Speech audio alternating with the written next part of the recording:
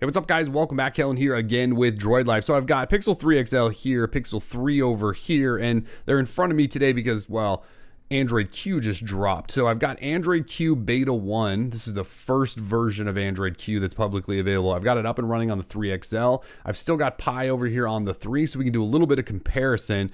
And that's pretty much it. We want to show you what's new, if there's anything interesting. Now, I will tell you up front that there's not a lot of really exciting changes here. This is the first version. We weren't expecting a ton, but there's still some stuff to point out. So let's do this. Let's take a first look at Android Q. So I think I'll start just by showing you that, again, not a lot has changed here. The UI is going to look very much just like Android Pie. So if I swipe up here, my app switcher looks the same. My app drawer looks the same. My notification area pretty much looks the same, including quick tiles. If I go into settings, all of this pretty much the same too. The styling of these tips up here is a little bit different, but for the most part, everything's laid out identical. We do have a new privacy section, which I'll come back to. Location and security have been separated, but that's kind of it. Again, it's very Pi-ish. I am running Android Q, which you can see here. However, if I tap in there and go to the Easter egg, it's the Pi Easter egg. So it's kind of like a late build of Pi with some Q stuff going on. I don't know. Either way, not super exciting, but we're still talking about it. You'll notice a back button here also. We think in a future build, we'll get a swipe gesture that'll get rid of that back button, but the gesture nav is just the same right now as it was on Pi. So what's new though? The biggest changes, Google's talked a lot about being open and upfront with you in terms of security, app permissions, things like that. We've seen some of this in a leaked build. So what I mean by that is if you open an app now and it requests a permission, this is kind of what you get. You get a giant box that says, hey, this app wants to access something. This one's location, and it says, do you want to allow this all the time or maybe only when you're using the app, or deny it altogether? I think you understand the importance there. If an app you're not using is trying to access something, maybe you don't want it doing that right in the background, so you can deny apps from doing that unless they're open. Kind of a cool little feature. So it's going to go ahead and allow. Now, that's going to happen no matter what you're using. Whenever an app asks for one of those important permissions, you'll get that. So kind of a cool thing, and you're going to want to be able to control those, right? So if we go back into settings, I'm actually going to go into that privacy section I showed you. So this new section, there's some other stuff in here. We'll talk app permissions, but this has a control for on your lock screen, what you want your notifications to look like on there. You'll find autofill service in here now. Autofill service used to always be one of the hardest things to find. And in fact, I couldn't tell you where to find it on Pi, but now it's in the privacy section on Q, which is very handy. So we'll go into permissions. The layout of app permissions actually looks about the same in Q until you just dive into one. So if I go into camera, you now have a section for allowed and a section for denied. And to show you the difference here, we'll swipe up and we'll go into the Pi setup here. So Pi setup, here's camera.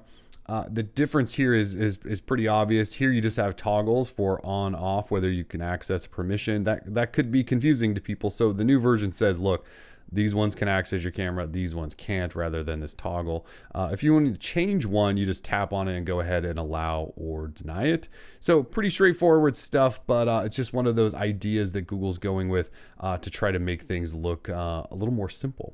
The next thing I want to show you though is app info pages. So if I long press on an app and we go into the app info page, so let's get the camera up here as well.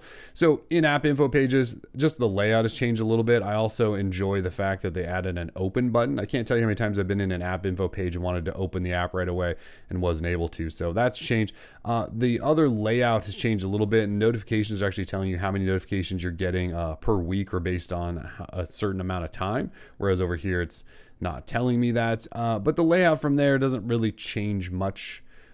That up top section is kind of all that's new there. So that's kind of the differences we're finding so far in Q, is just these little like menu changes and things like that.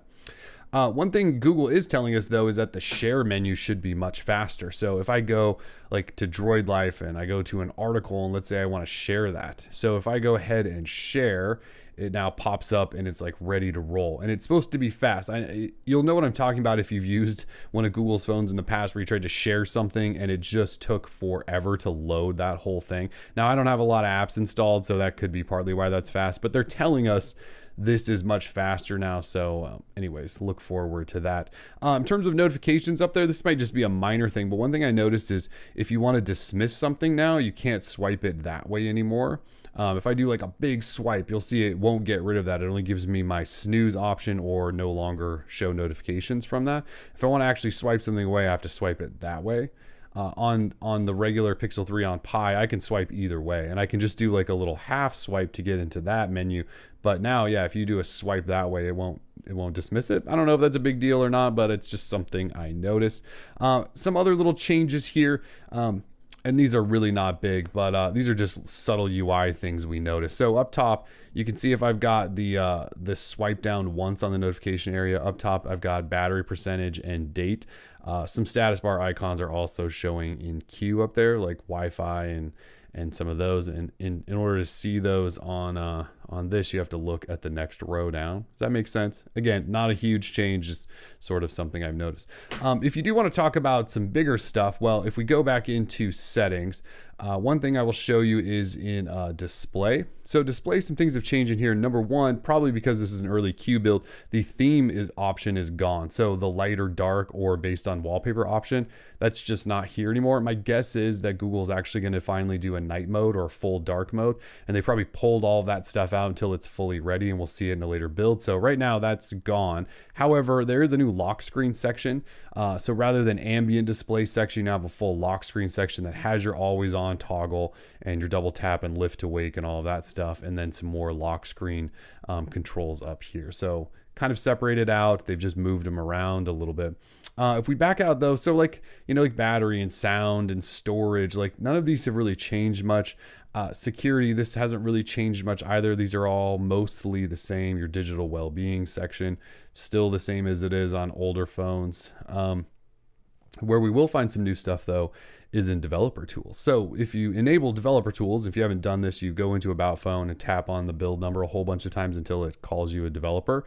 And then you back out one and go into System and hit Advanced, and then you have developer options. Before we dive in there, though, I'll just show you gestures. There are no new gestures yet in queue, but developer options. So if we just kind of scroll all the way to the bottom, this is where we've stumbled into some cool stuff. So first thing I'll show you is this section at the bottom called theming. So this could mean that there's some theme ideas on the way, maybe a dark mode, maybe just some other color options. So if I go accent color, I can actually choose a different accent color. So I could choose like purple, and then all that blue color I had changed to purple. So I've got purple colors everywhere. Like these things could go away, and this could just be something Google's toying with, but we do have a couple of, color options here. And there's black. Now that's not a night theme. That is just a black accent color. So don't get too excited there. And there's the device default. There's a couple other options here like icon shape, but these aren't new. You could change these from the desktop previously. If we scroll through here though, there are a couple of things that have me at least interested, although I can't get them to work right now. So one is this option to enable freeform windows, and one is to force desktop mode. So desktop mode, we're assuming, well, it says force experimental desktop mode on secondary displays. I'm assuming that's some sort of way to get your display to show up on a secondary display, and maybe flip into some sort of desktop mode. I'm not totally sure on that, but it's there as a toggle. I couldn't get it to work. I plugged it into a monitor. Freeform windows, however, if you swipe this up and you tap on this option here as if you wanted to go into split screen, there is a freeform option there, but if you tap on that, it doesn't do anything. It must be broken, or I don't know how to work it. Either way, if you tap on freeform, it just kind of loads the app, and there's no way to like move it or drag it around. So anyways, that's in there. So we're seeing some kind of cool stuff in there in the developer tools. Outside of that, Android Q will have foldable phone support, which we know is a big deal at the moment. There's a whole bunch of support for new audio and video codecs. The camera will be able to dynamically capture depth and things like that. I mean, there's some other stuff in the background. There's better biometric scanning at a system level, including using your face. So Android's adopting things and growing as a platform, which is, fantastic. For now, though, there's not a lot of new, really exciting stuff for us to show you, unfortunately. But this is the first beta release, so there's plenty more. There could be 4 or 5 more after this. And as those new changes roll in, we'll be sure to let you know. For now, though, we are Droid Life. Peace.